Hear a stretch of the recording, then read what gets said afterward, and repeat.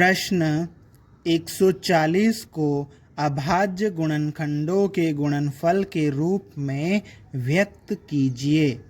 इसको हल करने के लिए हम लिखेंगे हल और उसके बाद में इस तरह से लाइन खींच लेंगे और यहाँ पर लिखेंगे 140। ठीक है, अब यहाँ पर हम ये चेक करेंगे कि 140 सम संख्या है या विषम संख्या है। तो हम सम संख्याएं किनको कहते हैं?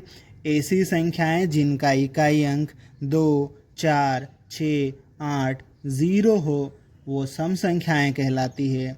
और विषम संख्याएं ऐसी संख्याएं जिनका इकाई अंक 1, 3, 5, 7, 9 हो, वो विषम संख्याएं कहलाती है। तो यहाँ पर देखो 140 का इकाई अंक 0 है, तो ये सम संख्या है। अगर सम संख्या है तो हम यहाँ कितना लिखेंगे? 2। ठीक है, अब ये 2 के पहाड़े से हम इसको काट लेंगे। ठीक है, 2 के पहाड़े में 1 तो नहीं आता है, 1 2 से छोटी संख्या है, तो इन दोनों को साथ में देखेंगे तो ये 1 4 14 हो जाएगा।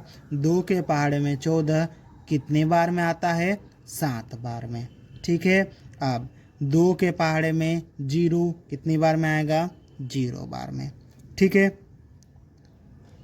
यहाँ पर फिर से इकाई अंक 0 है, तो यहाँ पर हम 2 लिखेंगे। ठीक है, 2 के पहाड़े में 7 नहीं आता है, कितना आता है? 6 कितनी बार में? 3 बार में। 3 बार में आ जाएगा 6, 7 में 6 गया, कितना बचा? 1, तो ये हो जाएगा कितना? 10।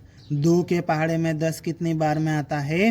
5 बार में। ठीक है, अब यहाँ पर देखो ये 35 है, इसका इकाई अंक 5 है, तो ये विषम संख्या हो गया। तो यहाँ पर हम 2 नहीं लिख सकते, तो कितना लिखना चाहिए? 3, 5, 7, इस तरह से आगे की संख्याएं लिख सकते हैं। तो ये किसके पहाड़े में आता है वो हम चेक करेंगे। तो ये जो 35 जो है ना, 5 के पहाड़े में आता है, तो हम यहाँ पर लिखेंगे 5। 5 के पहाड़े में 35 कितनी बार में आएगा? 7 बार में। ठीक है, अब ये 7 विषम संख्या है और ये 7 खुद 7 के पहाड़े में आता है, तो हमने यहाँ 7 लिख लिया और 7 एकम 7 हो जाएगा। ठीक है, इस तरह से हम आगे लिख लेंगे 140 बराबर ये अभाज्य गुणनखंड। यहाँ पर हम गुणा का चिन्ह लगाकर लिख लेंगे। तो 2 कितने बार है?